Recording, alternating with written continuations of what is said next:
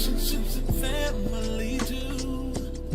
All the things that matter most to you. Real talk, real faith, real life, with God by your side. Through the ups and downs, and helping you turn your life around.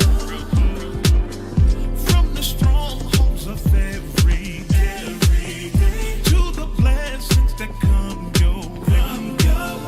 We'll explore it all with the heart of grace and a focus on love in a sacred place. Real talk, real faith, real life, with God by your side. Welcome to Real Talk with G. Price. I am so glad you tuned in. I'm so grateful for my studio audience that is here with us today. This is going to be an amazing segment. I want to welcome to Real Talk Shaniqua Cousins.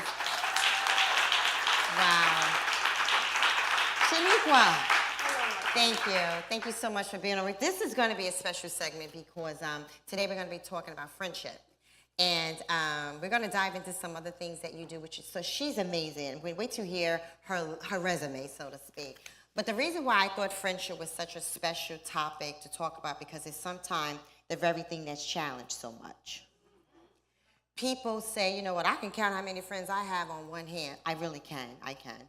But there's a reason for that, Shaniqua. So first of all, tell us a little bit about yourself, and then we want to dive into that because I think it's going to be really a deep conversation. Well, Okay. thank you, my friend. You're welcome. Hello, studio audience. This is exciting. So let me start from the top, if you would. You know, I'm a Southern girl. Yes, you are. Born and raised Charleston, South Carolina. I reside in Maryland with my family. Veteran, Navy veteran. Mm-hmm. My love for people has taken me on a journey of being an entrepreneur. Mm-hmm. And so I provide coaching, cooking, health, and wellness resources. And it keeps me connected with people. Mm-hmm. It keeps me connected to the heart of people. And I believe it is really God working through me to change lives from the inside out. So I like to say I'm a coach and I transform people from the inside out. Whether it's cooking, whether we're sitting like we're doing right now and just having authentic conversation, or if it's just like literally sitting in my kitchen and just having a cup of tea or a cup of coffee. And so entrepreneurship really is the way that I believe God is really using me to touch lives. Yeah. You know, Shaniqua and I met through our mentor. Yeah. I met Martha. And I met Martha through Bishop Michael Blue. Yep. And she came into the conference in South Carolina, and she was doing something on Darkness for Light, which is we're facilitators for sexual abuse. Yep. And Martha goes, there's somebody you need to meet. So let me put a pin here and go back for a second. Mm-hmm. I've always struggled, used to struggle in my life with finding a friend. Mm-hmm. You know, sometimes when you have that need, and it really came from not being accepted, you know, we all have a history of different things we've gone through. And I can remember, like, wow, how come I don't have a good friend? You would never know that Shaniqua and I never even saw each other face to face. We were friends for 2 years, literally, and never saw each other. Literally. But one of the passions that I found out that we had in common was God. Yeah. Our foundation, for me, was the thing that built our relationship. Not one day goes by that we don't encourage each other with Dion, who's not here today, through some kind of Bible verse. Mm-hmm. So friendship for me, especially in this season of my life, is more valuable than before. What is friendship for you? Literally, it is the, I think when you have a good set of, in our case, girlfriends, it really is the heart of the matter. So for us, what connected us, even through telephone, we had not seen each other, heard of each other, anything, but what connected us instantly through one phone call, I believe it was our hearts and our passions for what we do, what we believe God has called us to do. But for me, it is the quality of the individuals. I am someone, I could find a friend. My friends make jokes about me that I can find a friend anywhere. But it's the quality of the relationship that makes it an intimate friendship. And I believe the quality of the people in your life, and that's why some people may say they only have 4 or 5 friends, is the quality and what you're bringing to the table and what they bring to the table for a particular season of your life. And I think that's what happened with us. And it is, to your point, God definitely was the connector that brought us together, and it also is the connector that sustains us. And I'm so, so appreciative. So let's talk about the woes of friendship. Let's go down. That's, thank God, has not been our story. But somewhere, somebody in the audience, somebody you know, or I might know, how do you navigate through the trials and the testing of a friend? It's so many caveats to something going wrong in a relationship with friends. It could be betrayal. It could be just something that didn't work out. How have you navigated, if you've ever experienced that, how have you navigated through that? So for me, my friends are like family. They really are. Anyone that wasn't a true friend, I'm very, very clear and concise about removing the relationship from my life so that I don't hinder them and they no longer hinder me. And so I'm very, very keen on that. I think sometimes we can hold on to things that no longer serve us for the sake of saying I have a friend or for the sake of having companionship. But when it moves on your heart to remove that particular friendship out of your life, I think it is with the utmost importance that you do that, because you're hindering your walk and you may potentially be hindering theirs. And so I make no excuses, none whatsoever, about removing friendships that no longer work for me. And I will say that I am blessed to say that I have had friends that have been my friends since I was 5 years old, even before 5 year old, because our parents were friends. And I have such great quality women in my life, like you, that the removal process is very few and far between for me. And I am so blessed and fortunate to say that. I really am. One of the things that's important, like when you're friends, is being able to tell somebody something that may hurt their feelings. Oh, yeah. Mm-hmm. And I mean, I think we all have been sensitive in our lifetime. How important is that for you, and how has it worked in your favor when you've had to tell somebody, something that may hurt their feelings? Well, because here's the reality. You want to bring your real self to a relationship. If you're not bringing your real self and you don't have a friend that you can bring your real self and them bring their real self to you, then what are we doing? Okay? What are we really doing? And so even if it's because you have to think about the intentionality. What is my intention of telling you, hey, Jean, that didn't work for you? Or, hey, Jean, I suggest this. My intention is to see you do well. So if you understand my intent and you understand my heart, you know that there's no malice behind it. And I'm just trying to see you do better, so you will receive it as my friend in the way in which I am giving it to you. Now, we may have people that just cut down for the sake of cutting down. Those aren't friends.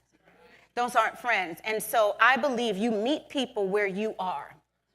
So if you have a lot of chaos going on around you, in your circle, the first place to look is within. So you're attracting what you are. So always check yourself before you check the friend, right? Okay? Yeah, that was valuable. Because I think sometimes it's hard as human beings for us to check ourselves. Yeah. Or some people might say do an audit. Because it really makes you face reality and who you are. Maybe that's the answer as to why you respond the way you do.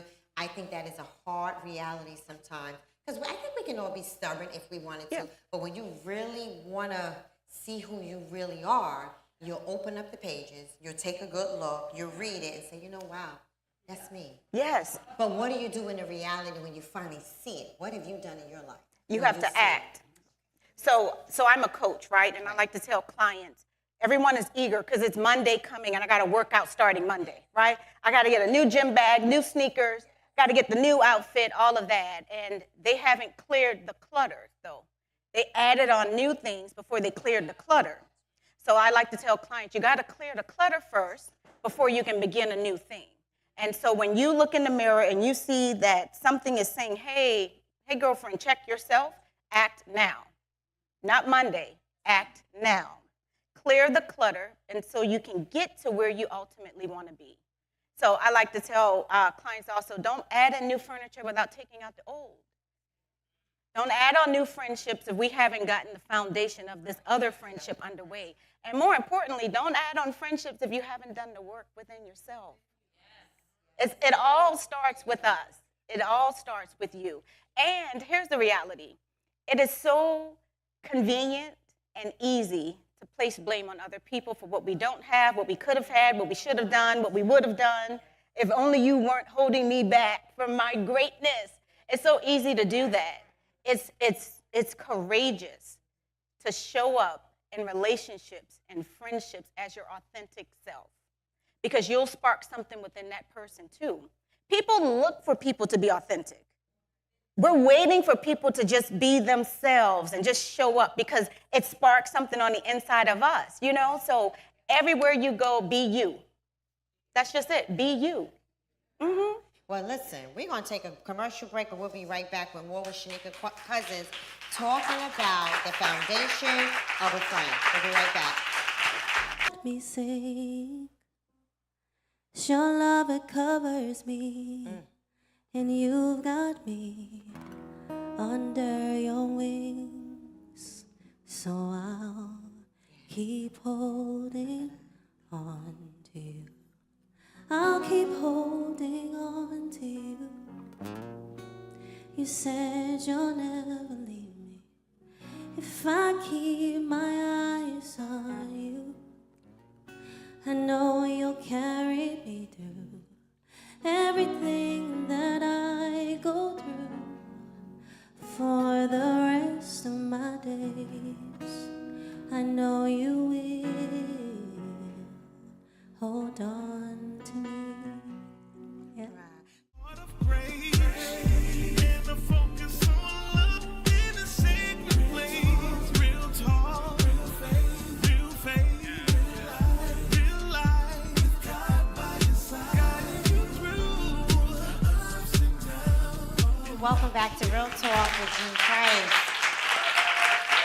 I am so glad that you tuned in. Thank you so much. I've been sitting here with my dear friend Shaniqua Cousins, and we've been talking about friendship and the foundation that it has, which I think is so important, as we stated before. Before we went to the commercial break, we were talking about taking a look at yourself when you're trying to build that kind of relationship that becomes meaningful as a friend. What would you say to somebody, Shaniqua, that's trying to build that kind of friendship with somebody? What are some of the steps that they would need to take? And again, every relationship is different. We understand that. Every personality is different. But what's some of the things they can do to build it? I think step one is to understand the why. So understanding your why. Why am I seeking companionship, friendship? What is it that I'm looking to not just gain, but also give? And so I think that's step one, because if you build it with the wrong intention, it's not going to sustain itself. I think being genuine and authenticity,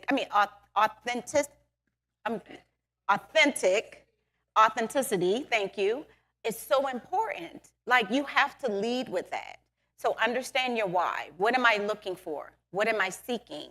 What will make me feel loved? What can I do to give love? Really understanding that, because we can get ourselves caught up in a lot of dangerous situations if we don't understand what it is that we're going after. And having respect for yourself. Respect for yourself creates respect for others. Because the reality is we can't give what we don't have. So if you're wanting, okay, so it's like, well, she disrespected me. Well, did you disrespect yourself first? People follow our cues. So if you lead yourself into life and navigating spaces in a disrespectful manner to yourself, people will do the same. So it's really, again, it goes back to self. Understand your why.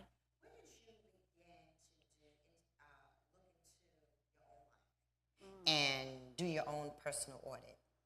When I had my daughter. Okay.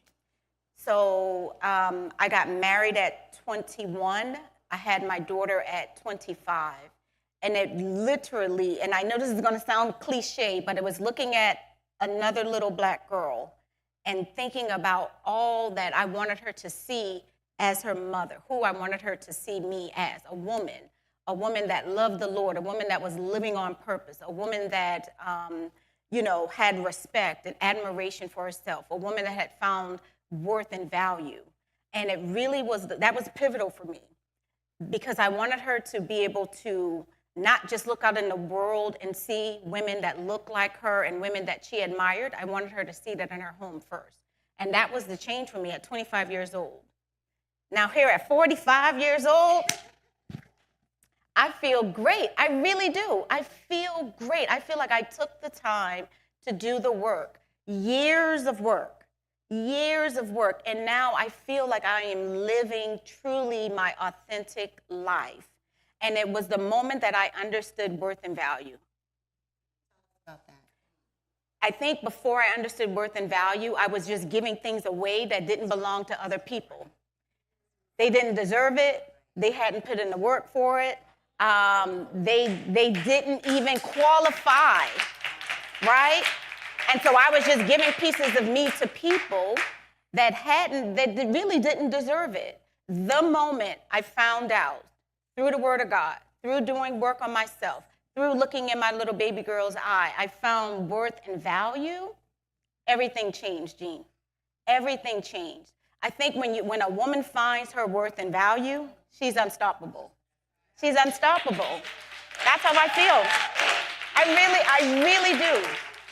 You know, I've had the honor and the privilege of being a part of your organization. I don't want to call it an organization because that sounds so business-like. But last year down in Charleston, South Carolina, and also in Maryland, and I watched you put together a program that was just simply amazing. And the kind of women, so I can speak to the people I've seen around you, and the kind of women that surrounded you. I looked at your community, and I said, wow. You really did take what the Word of God says. You built that. You allowed God to help build you, and then you built that community that surrounded you. And it was such a great, it gave me an even healthier respect for you, because what you speak of is what I saw. I have to tell you that it was definitely eye-opening. It was amazing. It was true. How can what we do with helping women and helping girls, how can we facilitate more of that? And helping other women and girls with that, because I think that's one of the key points that's missing. We don't know who we are sometimes, a lot of times. We don't know who we are. We don't know how to build. Yeah. I love what you said. We don't know the why. We don't know what to do. So how do we begin to do that? Well, thank you, my friend. For starters, I have always enjoyed people since I was a kid. If there was a stage, point me in the right direction.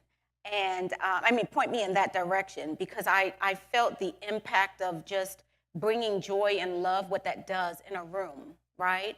And so since I was 8 years old, my adopted friend and mother, Isabel, I was 8 years old, and I lived on a street in South Carolina where you were either white or you were black, but you weren't coming together, right? But we lived, or South Carolina as a whole was that way, but we lived on this one block where you had multi-race families living on one block in South Carolina.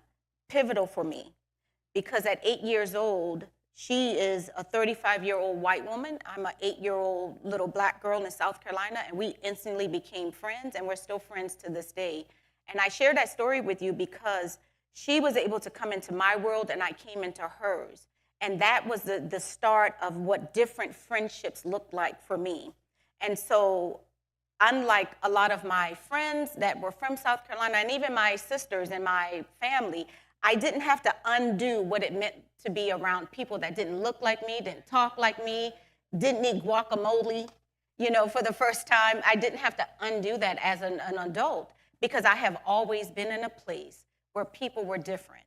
So I didn't have to undo that fear. And I would say that definitely was a start to how I figured out God wants to use me in a different way, to be a connector.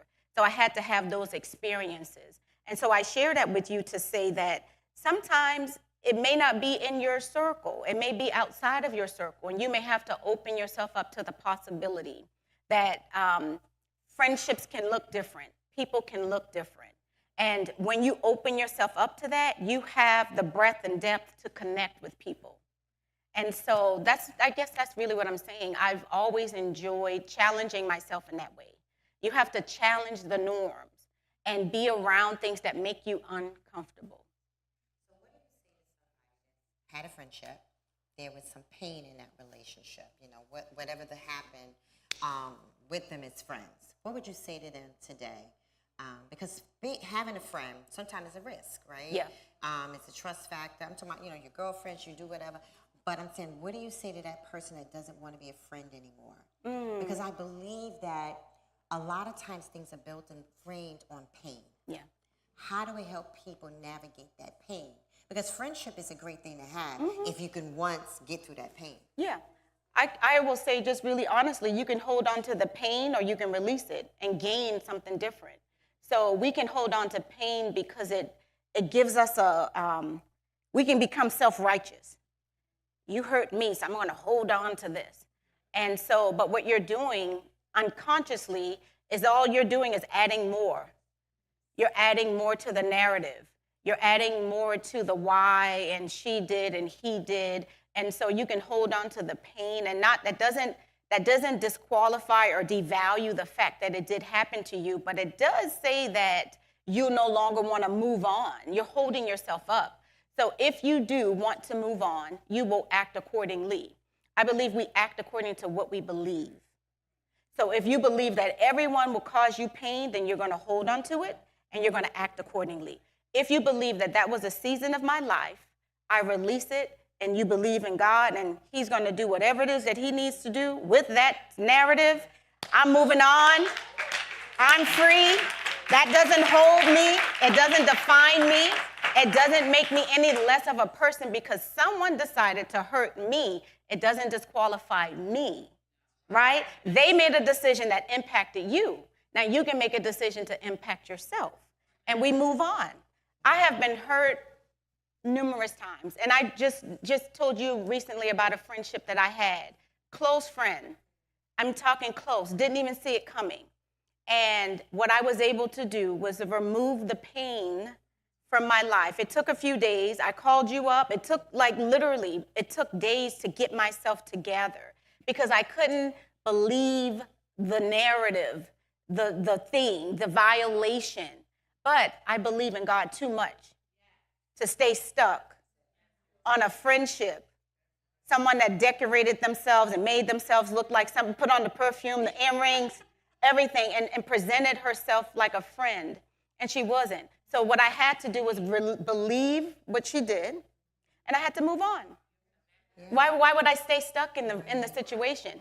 That person is moving on, and then we'll get an attitude because we'll see them smiling or something, and you're just mad because the person is smiling, but we're stuck, so we're holding ourselves up. And so believe the pain, but believe in God even more. Right. That's Yeah. so good. Yeah. So good. I want to pivot just a little bit. I want to talk to you about who Shaniqua Cousins is, who literally works at the Pentagon. Literally just got a fabulous promotion. Yeah. She's so excited. She works at the Pentagon. She's on W somebody in Washington, D.C., Fox, cooking as their chef. That's another thing that she does. I want to talk about that side of Shaniqua for a few minutes. Yeah. So by day, I am definitely a government employee. I was in the Navy, like I said, and transitioned into civilian life. And so I'm a federal government employee. And yes, I just got stationed at the Pentagon just like a week ago. And so it is so exciting. It's so I am just humbled. I really am. I am humbled to be walking the walls of the hallways of the Pentagon. It just is a fabulous opportunity. And still supporting our Navy. And then, like you said, yes, Fox 5 DC. I am excited to be there cooking and sharing my love for wellness from the inside out and showing people how to take and make meals, not just about the ingredients, but about an experience. I think food is a connector, and food brings people together. So after doing 75 cooking shows on my own, Fox 5 picked me up to participate in segments, and I am like so excited. but the point, and the reason I said the 75 is because I think with all things, you got to put in the work. People meet you where you are. So don't expect friends, coworkers, partners to do something for you that you haven't done on your own. So bring your full self to the table. So by the time Fox came around, I was promoting the conference that you mentioned earlier, and I wanted to go on to promote the conference. So they said, well, you have sponsors, don't think we can promote the sponsors. What about cooking? Say less. And then on top of that, they said, it's going to be an hour. Are you sure? Can you do an hour? Say less. I had done 75 shows for 1 hour a piece for 3 years. So by the time they came around, I was ready. I was ready. And I think that's what you have to do in friendships. Be ready. Be yourself. The people will show up. They'll show up. Whatever you want in a friend, be that first. Be your own friend. Be the best co-worker, the best leader, whomever it is, and then the other stuff will just show up, you know? So I'm excited. In the interim of all that, Miss Chef, Miss working at the Pentagon and all that, you also wrote this cookbook. Yes, I did. Tell me about your cookbook. So my latest project is Flavored with Love. Everything is based on love for me. And so it's not just a cookbook, but I've talked to people about how to shop the grocery store, how to read food labels, how to read food labels, how to bring a family around the table. I talk about my Southern roots, growing up in Charleston, South Carolina, share some of my mom's recipes and my grandmother's recipes and things that I've learned along the way. And then I also have my own olive oil. I do. I'm excited about that olive oil. And I have eaten some of her food with the olive oil, and it is really good.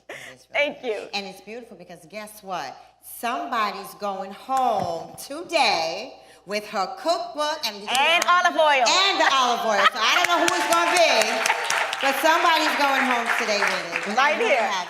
I'm not just saying it because we're friends. She is a phenomenal cook. So I said to you, you need to cook it because she'll send me pictures and videos.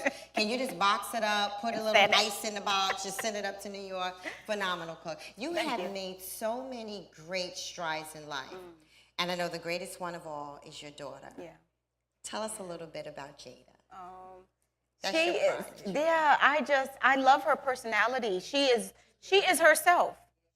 She is herself. You can't be around Jada and not feel like, I need to just be myself. And I've learned so much about who I am through her. And she's a film major. She's currently in college. And so she just turned 20 a few weeks ago. Back in September. This is when I felt like I had done a good job. She walked into the kitchen and she said, hey, I'm working now, Mom, and now that I'm 20 years old, when we're taking domestic trips, I'll pay for my flight. Thank you, Jesus. Right? It's like little things like that are just her, who she is, taking responsibility, navigating the world the way she sees it. She doesn't take on anything that you may think about her, care about her. She doesn't take it on as true for herself. And I think that's what we should do. I really do. I think that the way that younger people are so courageous, I think as adults, we can learn a lot from them if we are really open to it. And I just love her. I really do. I just love her. Tell us about your upcoming project. Oh, I'm so excited. I know you are. So my upcoming project is called Live Well. So it's cooking, coaching, health, and wellness all in one book. And I'm launching a tour. So I'm going to be going through to New York, Cali, New Mexico, South Carolina, and Maryland. And the project really is about living well. It's about not just eating, but how we look, how we feel, how we experience life. And it's to encourage people to truly live life well. Live life well from the inside out. And so it's a cookbook along with a lot of inspirational notes and tips and hacks for living life well. Well, I want to thank Shaniqua for being on Real Talk. Listen, she really is unstoppable. And I love the fact that you allowed the grace of God to carry you all the way through. So we haven't even seen what else Shaniqua has in store, but thank you so much for being on Real Talk with Jean Price. Look for Shaniqua. I'm telling you, she's all over social media. Look for her. We are about to see this young lady be everything that God said she was going to be. Thank you, thank you. And to my viewing audience, thank you. Thank you so much. Thank you for being with us tonight. Thank you. Dive deep into faith in life. Talk about relationships and family.